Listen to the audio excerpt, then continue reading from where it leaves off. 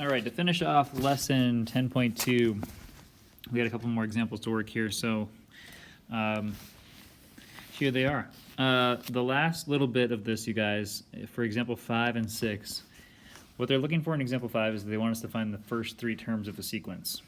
Okay, so we're basically just going to use the same formulas that we've been using, take advantage of them to find out what the first three terms are. Okay, so here we go. If I know that S sub n, meaning the sum of a series, is 120.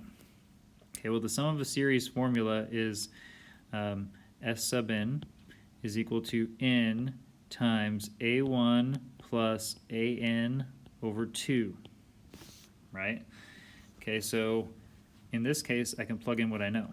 I have 120 is equal to 8 times a sub 1 plus a sub n, which is 36, over 2. And just plug in what I know. All right, to solve this out, I'm going to divide both sides by 8. So 120 divided by 8 is 15. Okay, and that gets rid of that 8. So we have this. Okay, then I want to get a sub 1 by itself, so I'm going to multiply both sides by 2. So I have 30 is equal to a sub 1 plus 36. Therefore, a sub 1 has to be equal to, if you subtract 36 from both sides, negative 6. So the first three terms, well actually I don't know that I can figure those out yet, but I know the first term is negative 6. Okay, and then I need to know the next two. So to find out these other two, what I can do is I need to find d. Okay, so I'm going to go back to my other formula. So I know that a sub n is equal to 36. All right, so, and I know that n is equal to 8. So I can say 36 is equal to a sub 1, which is negative 6, which I had to find, right?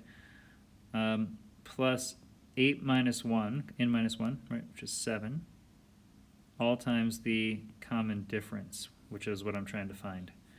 So now I can solve this for d. So if I add 6 to both sides, I get 42 is equal to 7d, and d then is equal to 6.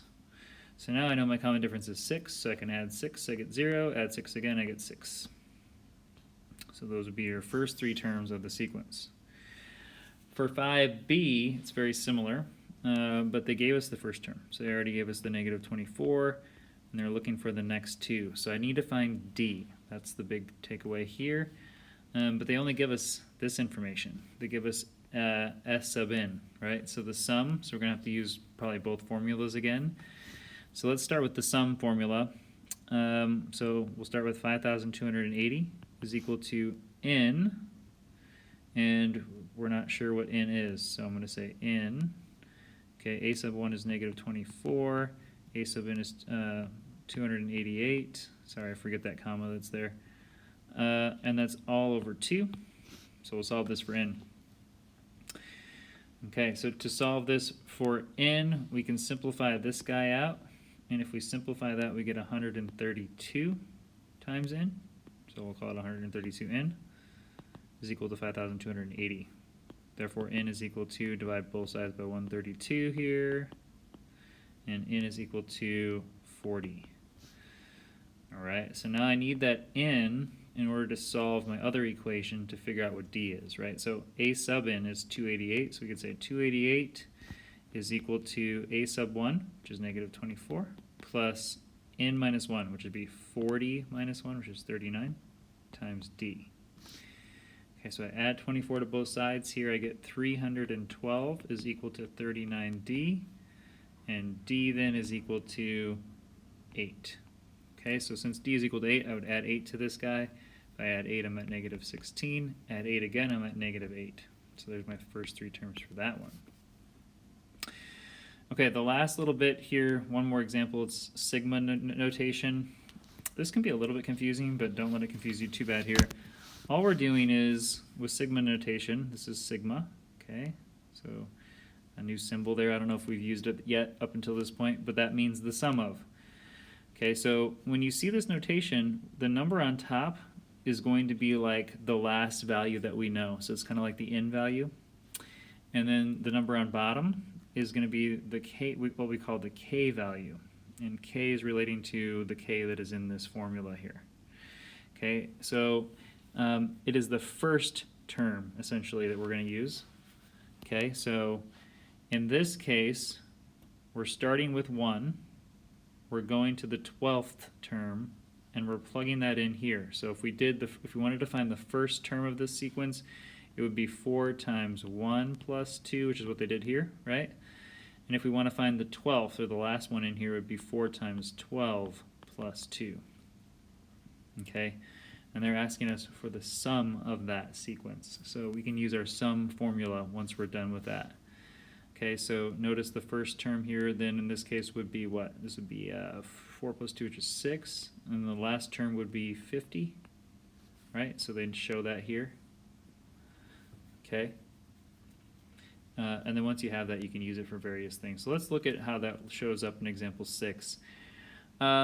The key here with this, you guys, is if they want you to find the sum, remember that we're still relating the sum to this guy, right? This is the sum formula.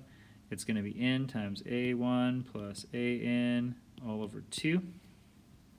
Okay, so to find a1 and an, we have to look at these guys here. Okay, and then to find n, we have to know how many terms there were. So we're starting on the we're starting on the 9th term, and we're going to the 21st term here. Okay, so be careful, be very careful, because a lot of people fall into this mistake. Notice here on this example, if we start at 1 and go to 12, we don't take 12 minus 1 and say we had 11 numbers, right? We had 12.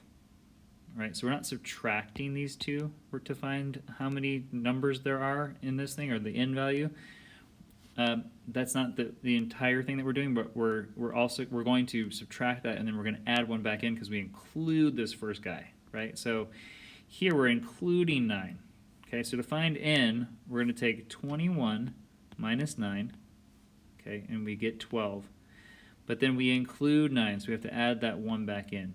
Okay, so there's 13 numbers in this sequence. So n is equal to 13.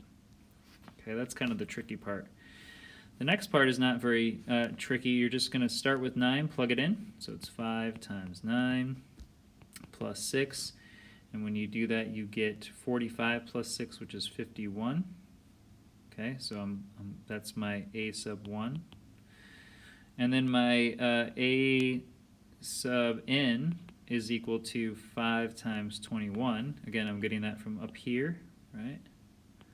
5 times 21 plus 6. Okay, so if I would do that out, I get 111. Okay, so now I'm just going to plug that into my sum equation. N is 13, so we have 13 times 51 plus 111 divided by 2. Okay, when I do this out, I get 1,053, which is answer choice G. All right, guys, that is all. So some notations, the last little bit of this thing. Hopefully that's helpful, and we'll answer your questions next time.